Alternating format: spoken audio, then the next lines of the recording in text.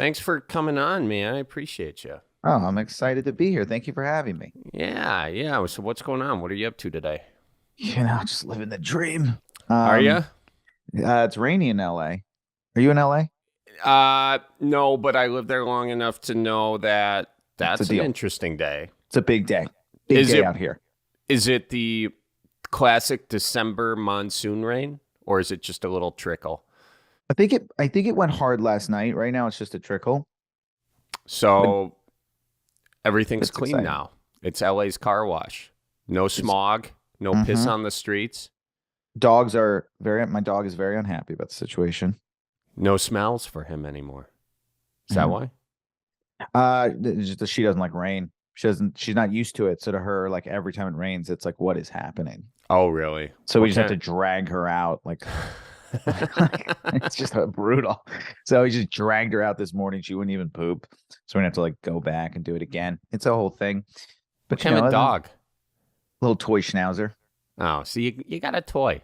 So Yeah, that's what happens. Toys don't like the rain. I know. Unfortunately, I like the docile dog. I like a nice chill energy, but the problem is that she is weak, and Yeah. I've made her that way.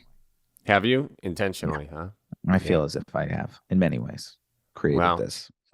It's tough. How are you doing? you reap what you sow. I'm doing good. I'm doing good. I'm in Milwaukee. Love Not Milwaukee. raining here. It's actually sunny here. You do love Milwaukee? Yeah, When was the last time you were in Milwaukee?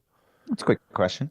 Last time I was in Milwaukee, I'm going to say it was right before COVID. I did the Paps Theater with my friend Rachel, and that's like just an incredible. It was like the best theater, in my I opinion, that we went love. to. Of like all the theaters, I was like, that was one. I was like, this theater is just like well run. I love that theater. It is Yeah. well run, and the green room. Oh, I still got merch all over the place in this place because of the Paps Theater.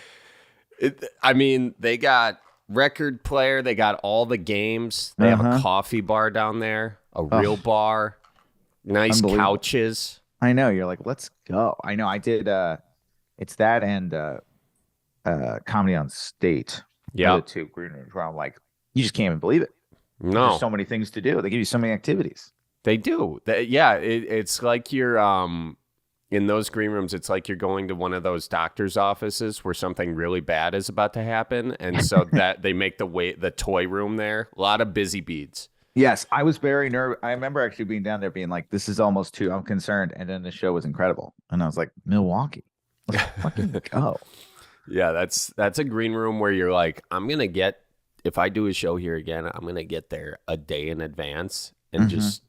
just exist in that green room. Yeah, I'm trying to figure out how to get back there. I feel like you guys have the Laughing Tap is like a newer club that opened. Yeah, on the south side, a little bit Yeah. over there. You Is played there is that? there any other good clubs? Well, they got an improv You guys have up an in the improv? yeah, they just put in the suburbs. You know, that's how the Got it. improvs go a lot of times. They put them Well, the in problem a with the strip improvs, mall. right? Well, the problem with the improvs is, I will say, as a comic, is improvs are really big. So as a touring comic, you have to. It's almost like doing a theater at this point, doing an improv. Yeah. They're not small. Well, what I like about the one in Milwaukee for that reason is that they have false backs. Like they have they close it up for like maybe 300 and then they Right. can open it and then But the then you, wall. but then as a comic, you feel like a big old loser when they close it up on you. So Yeah, nobody I likes know. that I feeling. know. So But I just, nobody knows. Nobody knows, but it's like oh, we they know. know. Wha- They Oh, know. you think the people know? No, the people don't know, but the ownership knows, and they Oh, look they at you yeah. like you failed them, and you're like, I tried really hard. To, Wow. Do you have that feeling like when yes, yeah, okay. it's really tough. I think when you tour, it's like, particularly, you know, a lot of comedy clubs made the deal with the devil of working with TikTokers. And the deal with the devil is they'll fill your room once, but you lose everybody that came to that show forever. They'll never trust you again. So, but it's a real deal with the devil. It's like, but they'll Yeah. pack. I mean, you want to see an improv packed? Watch a Mm-hmm. TikToker. Like they'll pack it. Yeah. The problem 100%. is you go to a lot of these clubs now and they have no natural draw. Like it used to be like I would barely even advertise when I went on the road. I would just be like, would be in Wisconsin, and it would be in Milwaukee. Maybe I'll post because it was just filled. People would just see your name. They would go to the club. People just went to the comedy club. That's Yeah. almost dead now at this point. Now it's like it's all on you. So it's all on you. So when you show up and they're like, "Yeah, you have like 100 tickets sold," you're like, "I'm the biggest loser of all time." You know what it's kind of like? It's like in the Great Lakes, they had this zebra mussel come in, okay? And it just sucked, it like cleaned the water, but it Mm-hmm. sucked out all the natural ecosystem. So the little fish had nothing to eat, the bigger fish, and now they have to stock it with like salmon, coho salmon and stuff. That's what Mm-hmm. it's like. It's like stocking the lake. Are you a fisher, or did that analogy just totally bomb? Well, I'm not a fisher, so that the analogy didn't. Although we got weights and fish, maybe the greatest thing that ever happened in my lifetime. Wait, what Um, is? we got Wait, weights and weights and fish. fish. We got weights We and got fish. weights and fish. We got weights and fish. I've been yelling it all the time. That's one of my favorite phrases now. I yell it all the time. That was I haven't seen that many. There's so many pissed off dads, in that video. It was beautiful. It's like hard on my podcast. We like talked about it for maybe 2 episodes straight. I mean, we just like I was like, I as a sport, I mean, this is what I live for. I live for.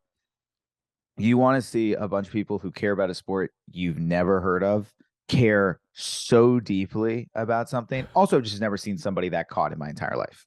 Very rare in life do you get that. No, and his reaction was just like a kid who Yep. just his dad just found like a monster bag of weed in under his pillow. There's It's so nothing true. he can say, So true. And he's just head down, ashamed. It's like, yeah, man, that was a bad one. We put the We Astros got to weights shame. and fish. We got weights and fish.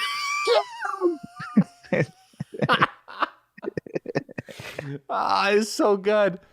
That they're facing some serious consequences now. They gotta. They're I mean, once I did more research on it, and I was like, oh, they've won hundreds of thousands of dollars. yeah. I mean, I think, look, if I were to be a negative Nancy, Do it.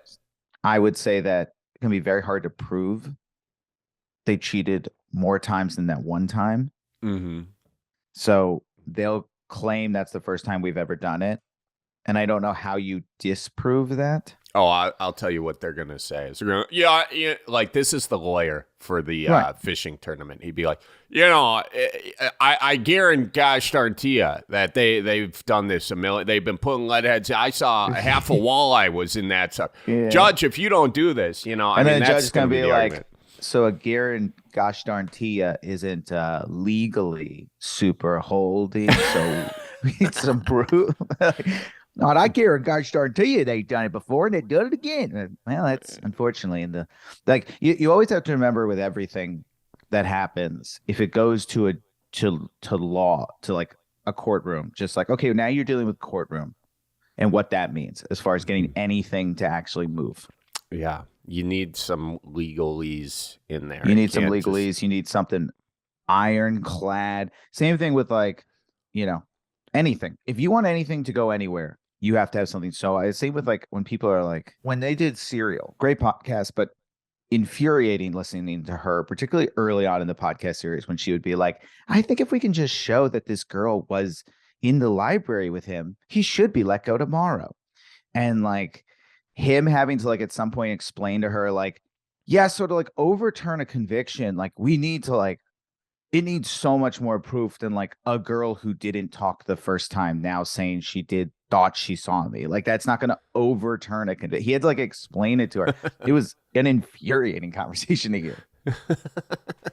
I know that there's so many like pseudo I don't know if it's journalists or legal people out there on the, because now if you have a podcast, it's like the age, as soon as the internet came along, is like if you have an opinion and you have a blog, you can somehow magically be relevant, but should you be, really? And remember, the more outlandish your statements, the better, more Yeah. attention you're going to get. So if you have the ability to go on a podcast and say the most insane take, even if you're technically on the same, like it's like, even if you're technically on the same side as me, like there'll be people who will say things, I'll be like, oh, I actually agree with you on the whole, but the way you're saying it is so insane and so hyperbolic and so removed from actual reality of Yes. what could even happen. And that's the whole internet right there. It is. It's like the Big Lebowski saw all this coming. You're not Mm-hmm. wrong, Walter. You're just an asshole. You Mm-hmm. know, Mm-hmm. that's kind of how I feel about most of the internet situation. But Yeah. and then it just pushes people. If you tell someone the right stuff, the facts in a shitty way, they don't listen to the facts. They just eventually double down until they're Kanye West, you know? I mean, yeah. I mean, Kanye.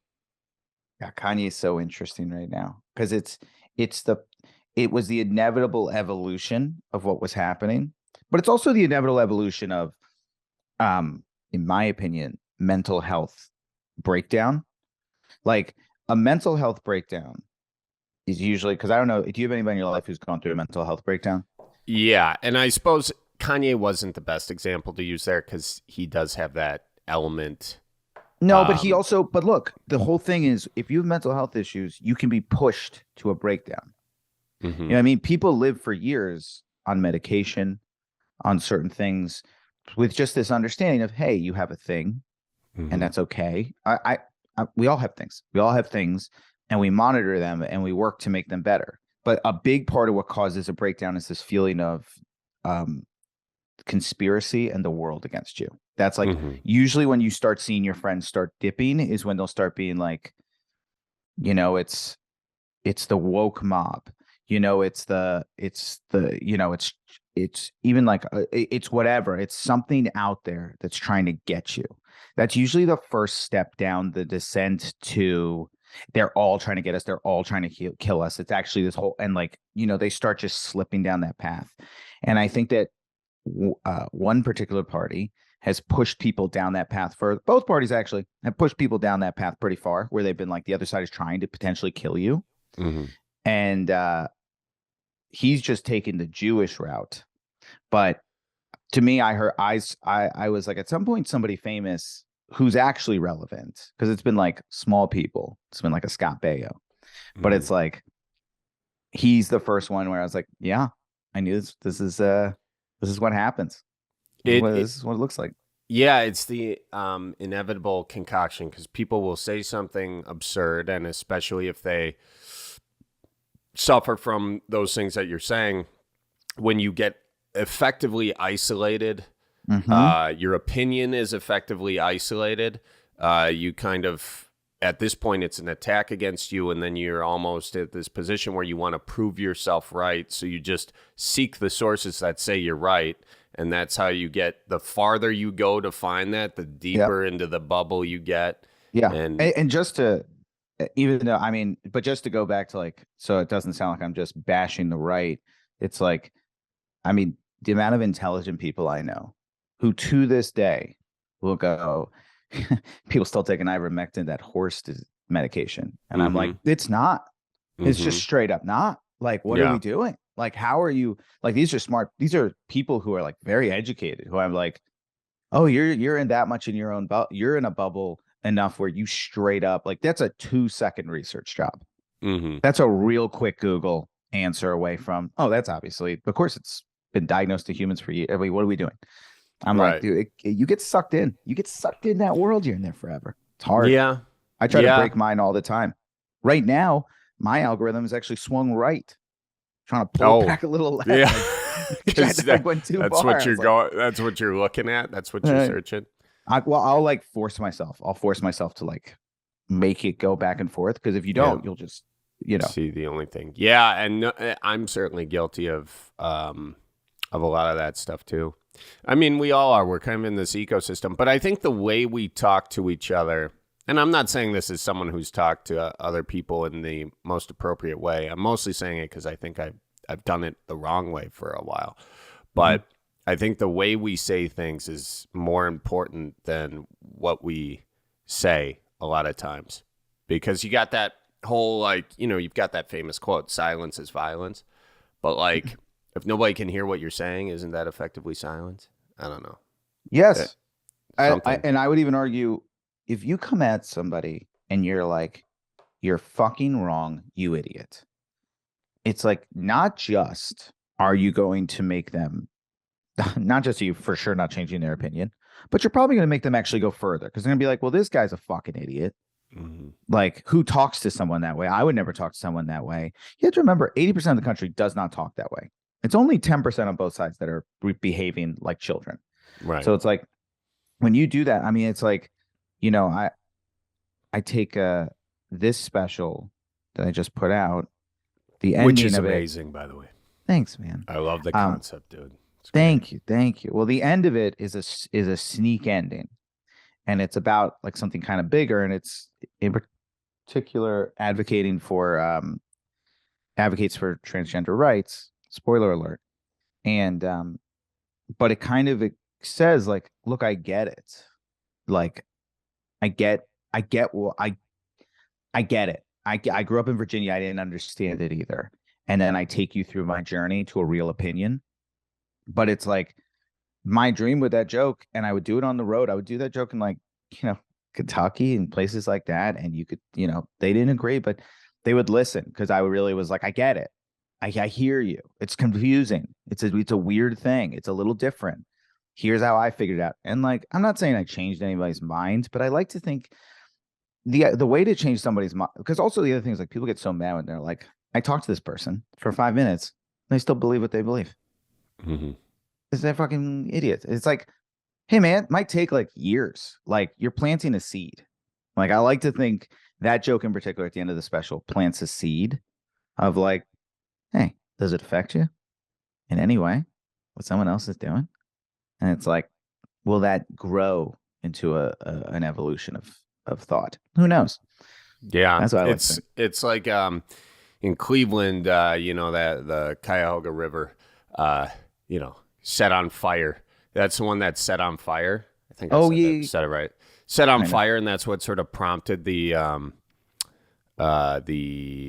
Nixon to do in all the environmental bills that he put out, the Clean Water Act and all that sort of stuff. That thing had to catch on fire. It wasn't just like, oh, it caught on fire and everyone was like, oh, industry, terrible. We got to get these laws going. That thing caught on fire like 6 or 7 times before that, you know? And it's tough because we always want this immediate reaction. We put up a video, we want to see views. We put out a post or something, we want those numbers. Want those numbers. You want people to be like, yes. And if someone says no, you're like, fucking and it's like, oh, just because they said no today doesn't mean that's gonna not nestle gets in there. Right. You never know. I like to think I've changed some minds in my day. Yeah, I think you have. I mean, you do have a great way of speaking to people from that non-judgmental point. You are like, I'm thinking right now of sort of your bro bit that you do. You kind of take a trope of people that everybody knows and dislikes, and then show a different way. Yes. Into that. So and the undertone, I think, of that bit is just don't judge people, and because they can. I mean, I don't know what your undertone is. That's sort of that's. I mean, the undertone of that joke is like, don't judge people, and I mean, why would you give a fuck who takes a shit next to you? Is literally the catchphrase of that joke, right? And it's like, yeah, shut up, like just let it live. I don't know. I'm a real believer in it. And I like to think that joke changed some minds as well. But yeah, you try. I mean, I always like to come from a place of like, hey, here's some things we all can agree on.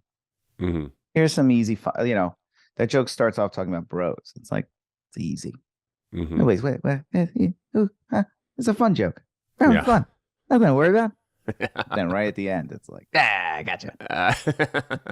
Well, yeah, you can. If you can make people laugh, you can make them listen, and I think that's. I like to think so. Big part. With that said, I mean, this special has been. Some would argue.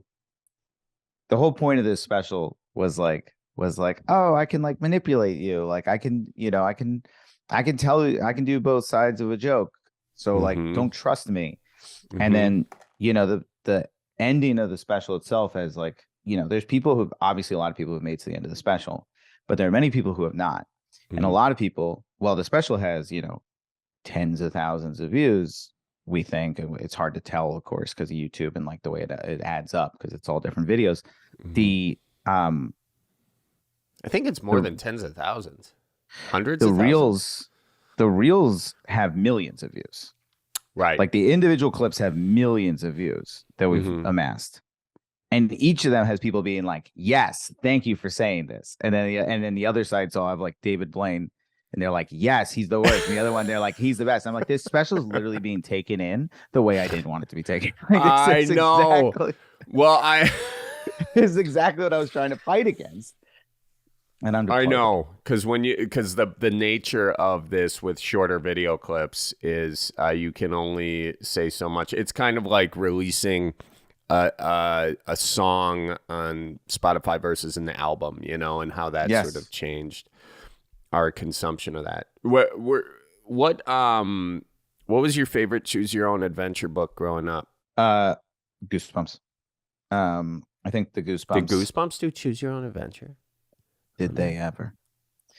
Did Did this they ever? They had some good Did ones. they? I want to say there was one at a theme park. Goosebumps wasn't all choose your own adventure. No, though. no. They just had a separate. They did things. So the Choose Your Own Adventure books is a company. So we actually, we don't call my special Choose Your Own Adventure. It's an interactive special, and the reason is because actually Choose Your Own Adventure. I mean, we do, but we don't, because we don't is because technically Choose Your Own Adventure is a book company. Got it. And they legal issues. They are litigious. So we would never claim this as a choose your own adventure. We like to say this is an interactive special where you choose your own, and I guess you would call it an adventure. But we would never say those 4 words back to back. But they really like defined it, I guess. But then Goosebumps did a really good job with it. Goosebumps had some really good ones. I gotta go back and read some Goosebumps and the Boxcar Children. Yeah. Did you ever read the Boxcar Children? Did you just give me a meh? You weren't a Boxcar Children. No. I didn't do a meh. I didn't give you a meh. I would never give you a meh. Well, but I didn't read Boxcar Children, but I did not give you a meh. Okay. Never would do such a thing. I was I was thinking about like, would I want to read those again as an adult? But then the thing I was actually thinking the other day, because I was watching Andor, and I was like, I'm just like falling back in love with Star Wars right now, which is like so cool. And when I was a kid, I was really into Star Wars, and I'd read like the Han Solo Adventures, which was like this book series of like just Han Solo like journeys. And I was like, hey, were those good? Should I read those again? Like, I remember them being really good. Yeah, you don't want to read them again and be like, oh god, dang. God, that's idiot. That's kind of how I am with the movie Hook. Like, I loved Hook with Peter Pan with Robin Williams as Peter Pan. You like it? One of the greatest movies of all time. Yes. Incredible. And I actually I tried to write a joke about the movie Hook as an analogy for movements. It never worked, but I still like have it in my notebook because I want to make it work. What is it? So it was literally like, Hook is the greatest movie of all time. It literally holds up so well. Robin Williams' performance is so good. The way the story is told, it's beautiful. And Julia Roberts as Tinkerbell. Yep. Is maybe the worst performance performance, worst thing I've ever seen. Every single thing, every time, it's wild how bad that side part of the movie is. And I was trying to make this analogy of like, every good movement has a Julia Roberts as Tinkerbell. Every good movement has that element that we don't like, but doesn't kill the whole movie. And like, I was trying to get an analogy. It was literally around Hook, because I think it is so good and Julia Roberts is so bad in it. Going through a divorce at a time we learned later. I will say this. As soon as you said Julia Roberts is Tink, I thought about her putting her little knife up to Captain Hook's nose and going like this. I think about that a lot. I do. In fact, I put in a joke. I have a joke that I do where I forget what I'm talking about. I don't know. I think just like getting old, and like if someone goes like this, like, there you are, Peter. It crushes and then I did it at a college, and nobody knew what I was talking about. It just that joke bombed, and a piece of me died inside. Do you know though that Steven Spielberg calls this the biggest regret of his career? He calls Hook the biggest regret of his career. Why? I have no clue. He's also made bad movies. I mean, like, not to get all harsh on the get harsh. Go ahead. The GOAT, but like, I mean, are we gonna pull up his IMDb? He's made some terrible films in his career. You're gonna go after Hook? Is your biggest regret? Yeah. How? That's the reason I brought Hook up, is because I don't necessarily want to go back and watch it with like a super critical eye as to why this is a bad movie. I haven't really read the criticism. Watch it again this weekend. When was the last time you watched it? It's a go-to comfort film for me. I would say probably within the year. I watched so many great moments of that. Smee, don't try to save me. Smee, save me. Smee, save me. I mean, it's so good. It's so funny. The final battle is incredible. The last moment, with the Lost Boys, when you know the behind the scenes, God. You know the behind the scenes of that moment. No. So at the end of and for those of you listening who haven't watched Hook, go watch Hook, but skip this next 30 seconds.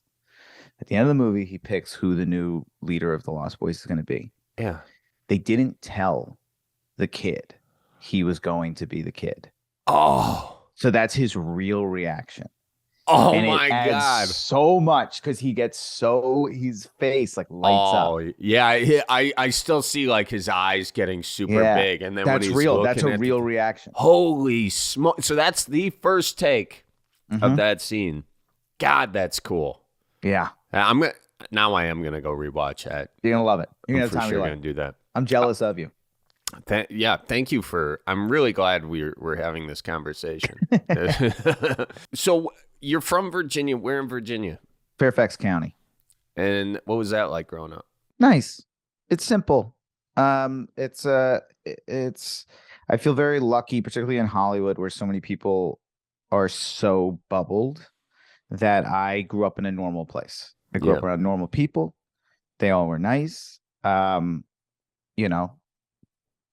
was cool. It was like it's very much like I use the phrase a lot in my stand-up, a Jew from Virginia, because that's just how I like always refer to because I'm like, that's what it was. It was like I was this weird Jewish kid in a place where Jews weren't.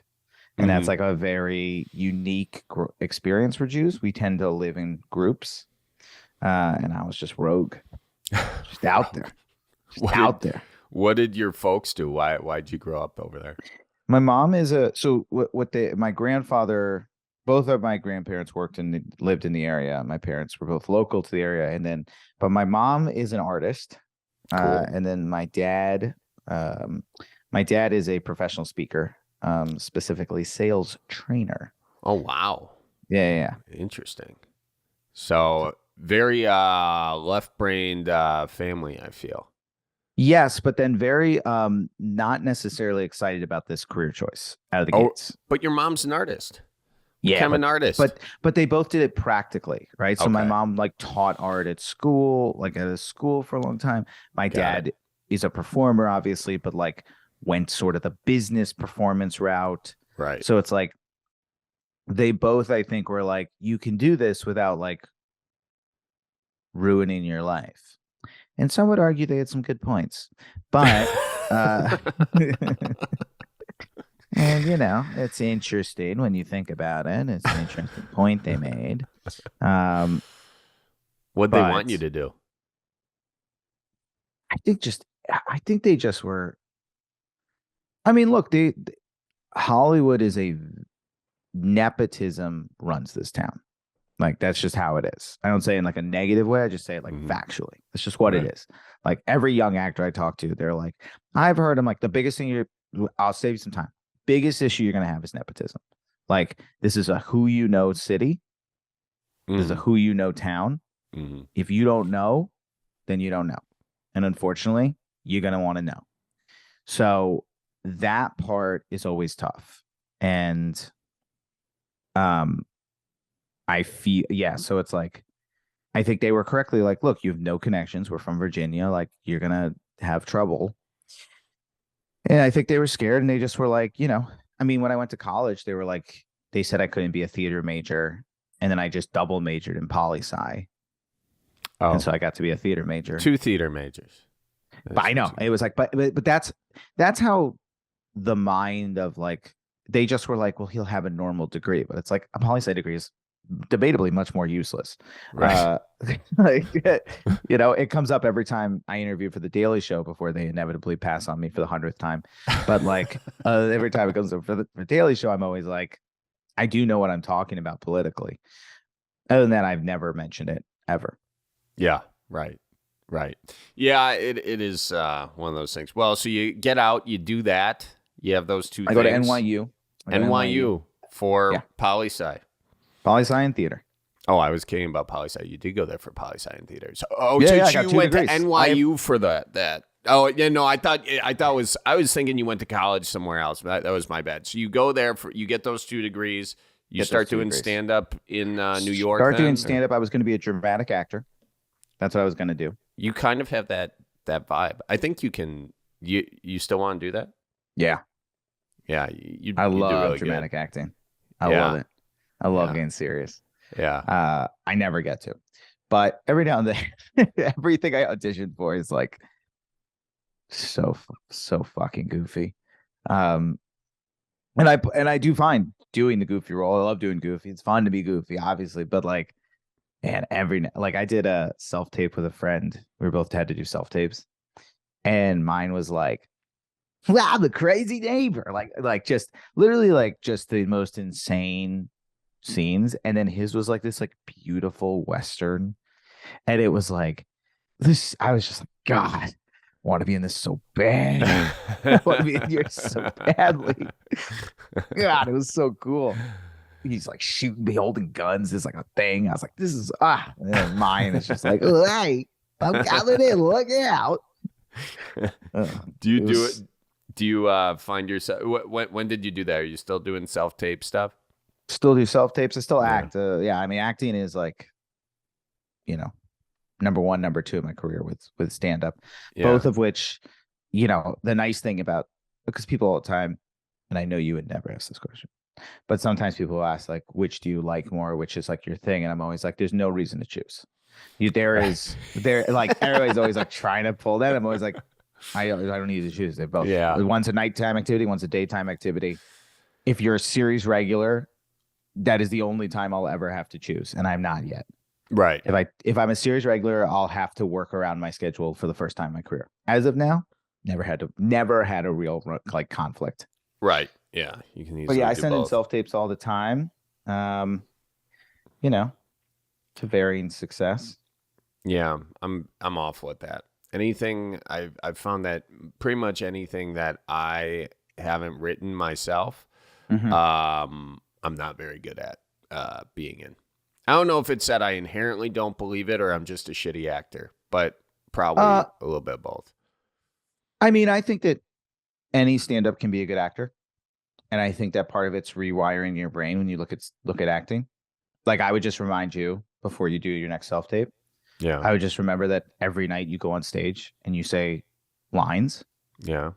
And you make them feel very real to the crowd. You make it feel like it's the first time they've heard it, to a degree where people genuinely don't even realize how much of our act is material. That's how good we are at disguising lines. Just take that in. You act every night. Just take that and do it during the day. Yeah. Well, I basically need to make it feel, I think, more real or believe it myself first. But I don't do a lot of that. I don't do a whole ton of that. I'm mostly just Love it. My own. Yeah. So I'm in Babylon, coming out December 23rd. Sweet. Yeah, how was that? Just me and Brad Pitt for a day, bro.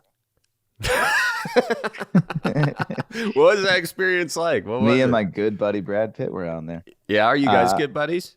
They're good friends now. We talk all the time. I've never seen him since, but he we no chance he remembers me. But it was awesome, man. He's like, he's one. I have like a thing when I go to sets because I tend to be in things with very famous people. Yeah. So I've gotten very good at this thing. I'm always like, what you do is like, because they walk in. Yeah. And it's like, they're here. And that's a very famous person. And I always do the same thing. I go, "Hi, nice to meet you." Very calm. "Nice to meet you. Thank you so much. So nice." And then when the next break they leave, I give myself like 10 seconds of just like, "Wow, Brad fucking Pitt right there. Jesus. Yeah." And then it's the rest of the day because you got to do a good job. So you actually have to swallow it. So I'm like, you got to give yourself like 10 seconds of like, "So fucking cute." And then and you swallow it down. He was so cool. And that was like a very cool set. There's been sets where he was like cool, he cared, which was like really cool to see. He cared about the project or you? Me like enough. He was like, these guys are I mean, I will say as somebody who was like, did a show where I did 20 episodes. So I was like a guy who showed up to, when you're acting a lot, it's busy. You don't have time. Unfortunately for everybody who meets Brad Pitt has 75 things to do today. Right. That day he has, even after my scene, he had another scene to go. Even after my scenes, like he still had a couple more to go that day. He doesn't have time to be like, "Tell me about yourself." Yeah, right. Tell me everything about you. It's like he's got 75 things to do. He was pleasant. He was nice. He was kind. We talked. He was, the bigger thing was like, he cared about the scene. Yeah. He made specific notes. He was like, "Hey, for this line, I don't feel like he'd say this. He'd say this." It was like, he really did it. He was professional. He like just stuff where I was like, there are actors, incredibly successful actors who I have acted with, where I have been like, this person is so bad at acting.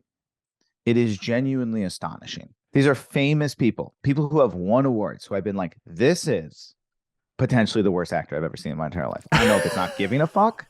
I don't know if it's just, but I'm like, you should be embarrassed of who you are and what you're doing right now. Like, this is crazy. Can't get through a scene. Can't remember lines. I mean, just like lack of giving a shit. Assholes. Like, so it's cool when you see someone and you're like, oh, can you be any higher than Brad Pitt? No. Is it really?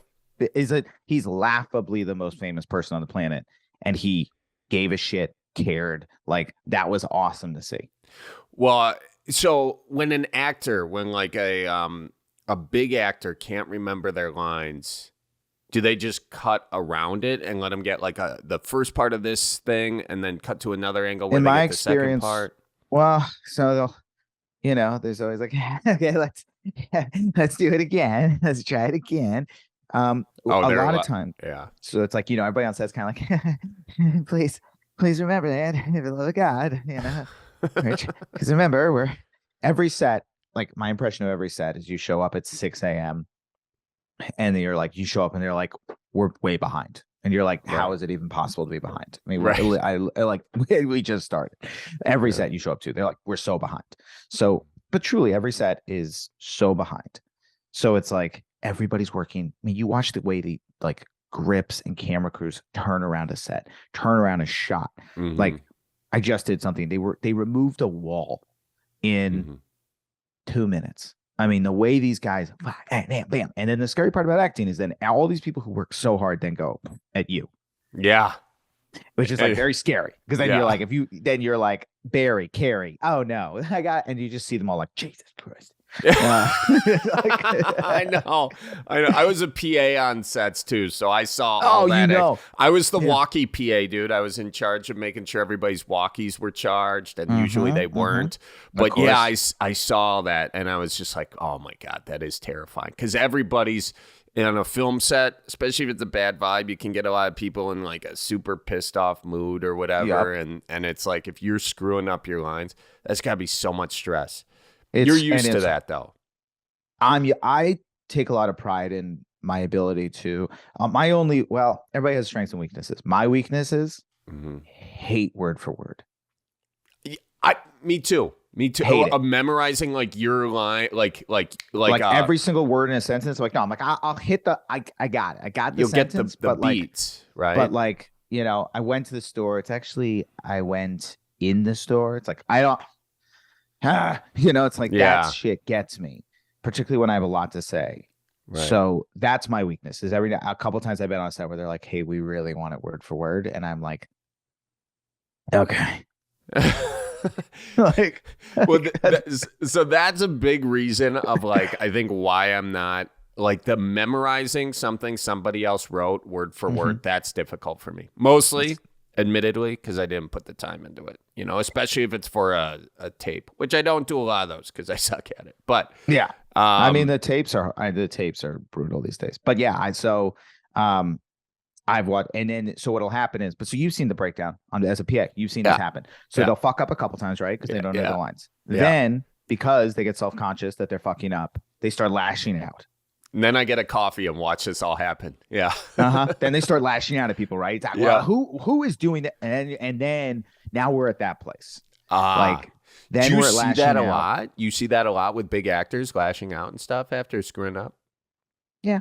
I've seen it. I mean, not a lot. Yeah, I've seen multiple times. I've been on sets being like, "Oh, we're dealing with a child right now. Yeah, this is a child, and now we all have to cater around the child while we figure this out." And like, it is such a.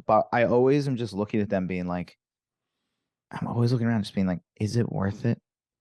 Yeah, is it worth this guy's kind of fame or woman's kind of fame?"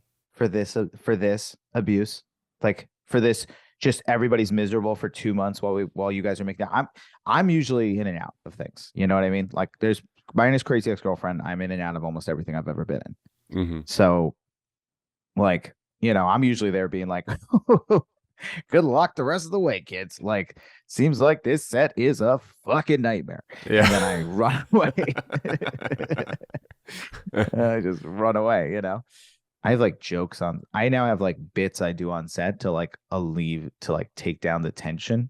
Yeah. Just because I've been on enough sets where the tension is high, where I'm like, oh, here's a couple like quick bits that I can get off, just like to like calm everyone down. You got your hot minute and a half.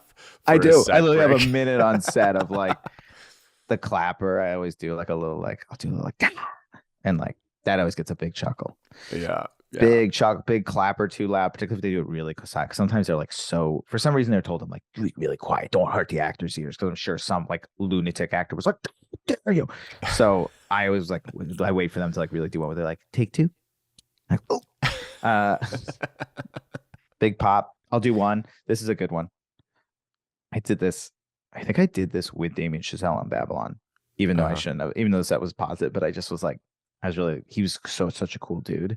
I was like, let me do one of my classic bits. Yeah. And so I was like, this is what I do. I go really serious. I go, Damien, I'm sorry. Before this next take, just for camera, is it going to be a problem if I bring the thunder? Do you like it? Oh, he loved it. It's a good bit. It's a good bit. I mean, I'm sorry to say I've done it 100 times. Done it many times. It works every time. It immediately makes the director go like, all right. Nice. Well, luckily for you, I don't think famous people listen to this podcast, so you can keep doing that one for many, many years to come. Thank God. Thank God. I know. That's gotten me through many a tense set day. If you weren't doing acting, if you weren't doing stand-up, if you weren't a song and dance man, what would you be doing? Sales. I was really good at sales. I could see that. Yeah, I even did my last day job was selling theater ticket subscriptions. Wow. I was so good at it. Wow. I was so good at it. Geffen Playhouse. I was selling just so well, and like I just am good at that. I'm good at. I mean, it's what my dad does. He literally taught me as a kid like how to sell, and I'm pretty good at it. So I'd probably be real estate or something like that, and just probably making so much more money than I make. What was your first job? Was that one of your first jobs? My first job ever? Well, you ready for an old man sentence? This is always so sad.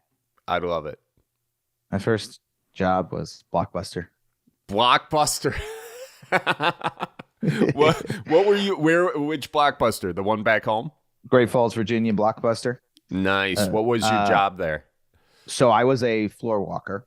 Was my main job. So I'd work the front, but my real job was floor walker. I would My job was every single person that came in. My job was to engage, have a conversation, make sure they had a good time. And so I'll say this in general. And I think I've been pretty negative about myself. So I think I can, so this is going to be a positive thing. Please brag. I'm very good at jobs. Very good at jobs. Every comic who's like, I can never work a day job. I was like, I was born for day jobs. It's honestly an issue.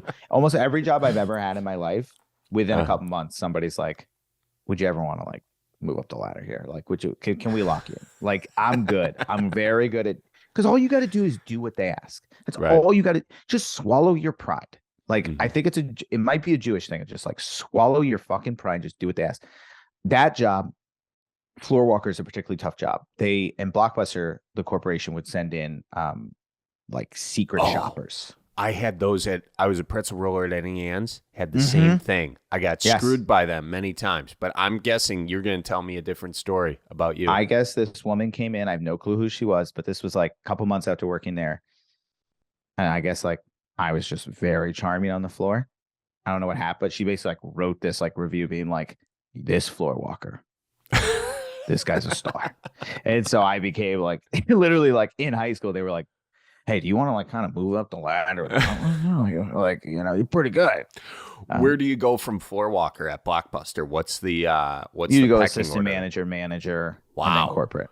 You were in high school looking at you were assistant manager caliber. They would have had me lock in, particularly because it was like, it's like you have to be, only halfway through high school you legally allowed to work. So it's like, particularly by the end, they were like, if you want to just take a year, you could move up. And, but then I was there unfortunately, I was there during the no more late fees period. That was the beginning of the end. That was the beginning of the end. I tell this story. I think this is from someone I actually tried to talk about this on stage. I should talk about it again. It was such an interesting point because they came out with that stupid documentary on Netflix where they were like about how like Blockbuster but got screwed because nobody would return movies. Oh, yeah. Whatever. Yeah. And I was like, fuck off. I was there. I saw what happened. Here's what they did. Because they were like, we did no more late fees. Nobody returned anything. I was like, no, not true. Here's what they did. I remember we went in and they were like, guys, so there's no more late fees. And we were like, oh, how does it work? And they were like, no big deal.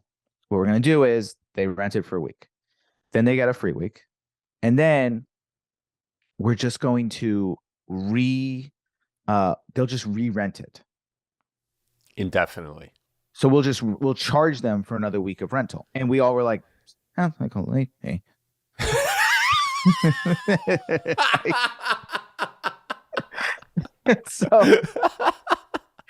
and so we would be up there and there'd be signs all behind us being like, no more late fees, no more late fees.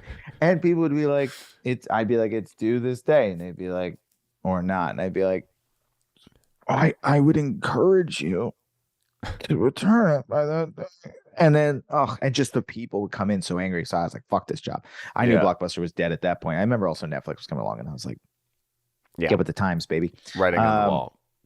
Yeah, it was, it was tough. But then at Blockbuster, I worked at a diner.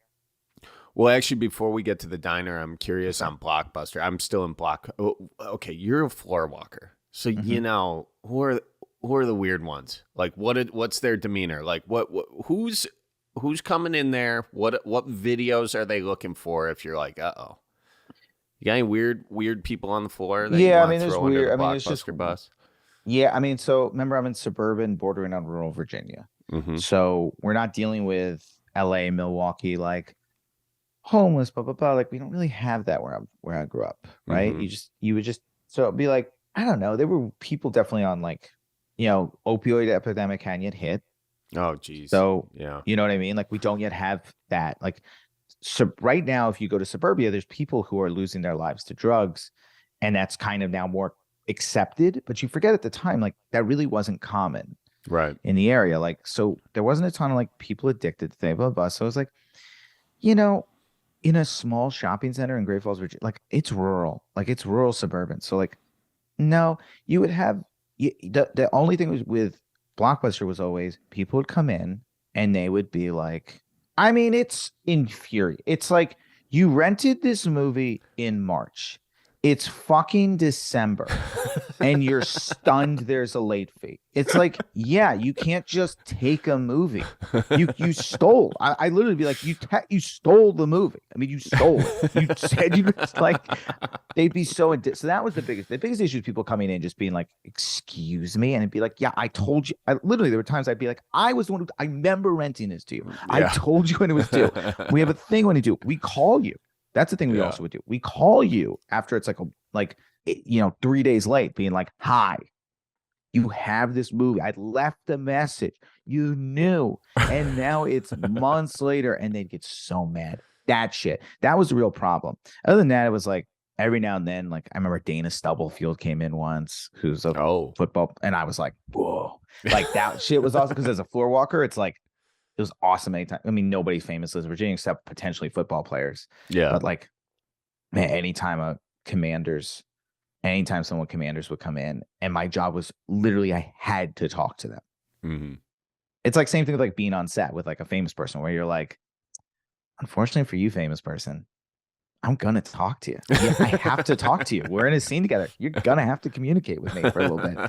It was cool being like, hello, sir. What you looking at? What can I help you with? It was so fun. Yeah, I remember like Dana Stubblefield came in once. Ken Harvey came in. Like some really cool players. Listen, an airport is. I've always said an airport is one of the safest places to be for almost any kind of anything. Like anytime I'm in a city and I'm like, I got hours and hours to kill. I'm like, unless there's like something I want to see in the city, I'm always like, I'll just go to the airport early. Airport's nice. Like it's a little overpriced food, but it's not insane. Right. Hang out, watch a football game or whatever, chill at the airport. Sometimes I have access to the Delta Lounge. Get me up there, baby. Well, okay, if I had access to the Delta Lounge, that's a different thing. But there are some airports like LAX. LAX is a nightmare. But even LAX, you can get in. Well, now you got to find your. There are these little. There are certain lanes that nobody goes to. Even LAX is like Delta Lounge sucks. I mean, LAX is no good. LAX is not. I mean, it's a tough airport, but most airports around the country. Milwaukee's airport is great. Oh, fantastic! Just was at your airport. Why was I at your airport? Yeah, why was I there? Layover? Must have been something. You want to know the best thing about the Milwaukee airport? After you go through TSA, they have, this is the only one in the country, they have a recombobulation area, which is, they literally have a sign that says recombobulation area where you recombobulate after TSA strip searches you. First off, I just love that we're bringing back the word recombobulation. I love they use that word because it's a word we don't use enough. The second you said it, I was like, yeah, know exactly what you're talking about. It is a real thing. Like particularly, if I've got, usually I travel very light for my shows. Sure. But because I've been traveling for a while, baby. But if I'm traveling and I'm like, I actually got a bunch of shit, it is like, even if you don't, like, I'm just clear everything. I have to take as little out of my bags as possible. And still sometimes I gotta fucking take shit out. I gotta take off the jacket. I put the jacket back on my backpack. Yeah, it's like, you need to like, and it is tough. A lot of places don't have the recombobulation area. And you are just kind of in the middle of things being like, I'm sorry, you understand. Yeah, it's weird. And I got the TSA thing too, but I remember this recently. Oh, I was doing a thing in Europe, and they made me, that stuff didn't fly over there, so to speak. But I was putting my belt on, and you forget about that. I mean, it looks like I'm dressing in the middle of, it's such a bizarre thing. If you're an alien looking at this thing, you're like, what the hell are they dressing here for? For sure. It's like an open air locker room. Yes, I mean the whole TSA thing is a wild experience. It is. But it is like a wild, just how seriously we take it still. Yeah. Which is like, and it's good and we need to, but also like sometimes I'm like, and it is we just constantly like, but they take it seriously. You got to do what they tell you to do. Before we wrap up, we were talking about conspiracy theories earlier and how everybody's, capable of believing them, doesn't matter what side of the political spectrum. I'm convinced those little scanner things, the only reason I got TSA pre-check is I'm convinced those body scanners giving me cancer of everything. I don't think I don't hate it. I don't hate it. I don't think it's good for you. I mean, look, I don't think a lot of stuff's good for you. I think that you have to make calculated risks in your life right now based on, I don't think this phone is particularly great for us all. No, Like, no, yeah, probably you know what no. I mean? We're holding that to our ear. We're sleeping near it. I mean, I don't like it. I think it's concerning, but it's worth it. But I totally agree. I'll tell you what, I was in Denver airport 2 weeks ago. Love me a Denver airport conspiracy. Oh, I haven't heard this one. I do like Oh, Denver's this airport. is a classic. I don't know it, and I do like Denver's airport, so don't ruin the whole airport for me. But Oh, I won't. Denver's airport costs like just an absurd amount of money to make. Like, I mean, it's just an absurd amount. Is it because of the mountain roof that they made there with the So big? it's like because of the mountain roof, thing? but it's also just like doesn't make sense. And then there's just a bunch of like, it's always a bunch of government activity near it, and so there is widespread belief that the Denver airport underneath is like stuff. Like what? What do you mean stuff? Probably CIA, like the CIA, FBI, like headquarters of some kind, or some sort of like bunker. Like, yes, big time conspiracy around the Denver airport and what's going on underneath it. Wow, I love it.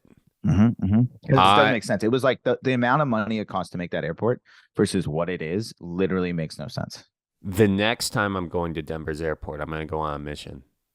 Good luck. I've hunted around, and I don't think the people who work at the airport are aware of it. I think it is a really separate tunnel entrance. That's what I assume. I mean, my big thing with conspiracies, because if you haven't watched the special, I kind of both sides of that argument.